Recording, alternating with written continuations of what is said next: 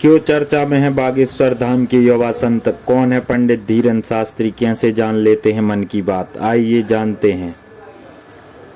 पंडित धीरेन्द्र शास्त्री आजकल अपनी राम कथा और दिव्य दरबार को लेकर बहुत चर्चित हो रहे हैं। कुछ एक विवादित बयानों को लेकर भी उनकी चर्चा हो रही है। कहते हैं वे उनके दादाजी की तरह छतरपुर के एक गांव गढ़ा में बालाजी हनुमान मंदिर के पास दिव्य दरबार लगाने लगे। उनके लोग इस दिव्य दरबार की वीडियो को सोशल मीडिया पर पोस्ट करते थे। धीरे धीरे वे सोशल मीडिया के माध्यम से बहुत ज़्यादा लोकप्रिय हो गए। बताया जा रहा है कि उनके दरबार में पहले सैकड़ों लोग अपनी समस्या लेकर आते थे। उन सैकड़ों लोगों में से पंडित धीरेन्द्र कृष्ण शास्त्री किसी का भी नाम लेकर उन्हें बुलाते थे और वह व्यक्ति जब तक उनके पास पहुंचता था तब तक शास्त्री जी एक पर्चे पर उस व्यक्ति के नाम पते सहित उसकी समस्या लिख लेते थे और उसी में उसका समाधान भी लिख लेते थे। यह व्यक्ति किस तरह दूर दूर से आए अनजान लोगों को उनके नाम से बुला लेते हैं। धीरेन्द्र शास्त्री यही नहीं, लोगों को यह भी बता देते हैं कि उनकी समस्या क्या है, कितनी है और कब से है, उनके पिता का नाम क्या है, बेटे का नाम क्या है। कई मीडिया चैनल वालों ने इस बात की पड़ताल की, लेकिन वह यह रहस्य नहीं जान पाए कि आखिर यह व्यक्ति कैसे लोगों के मन की बात जान लेता है।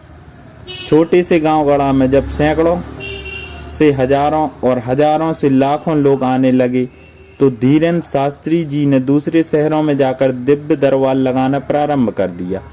इस पर उनका कहना है कि लाखों लोगों का पर्चा बनाना संभव नहीं है, इसलिए अब हम खुद ही लोगों के पास जाकर उनके शहर में दरबार लगा लेते हैं ताकि लोगों को सुविधा हो।